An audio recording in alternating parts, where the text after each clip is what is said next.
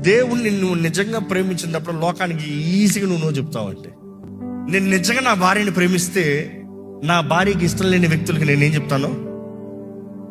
Good bye. నేను నా భార్యని ప్రేమిస్తున్నానని చెప్తూ నా భార్యకి ఇష్టం లేని వ్యక్తులను కూడా నా పక్కన పెట్టుకుంటానా? ఈరోజు చాలా మంది దేవుని ప్రేమిస్తున్నానని చెప్తూ దేవునికి ఇష్టం లేని వారిని కూడా పక్కనే పెట్టుకుని ఉన్నారు. I'm challenging you, if you really love God because you want God more, you will say no to them. లోకాన్ని నువ్వు ధైర్యంగా చెప్పగలుగుతా, I'm sorry, because you have to choose either one. రెండు అవ్వవు.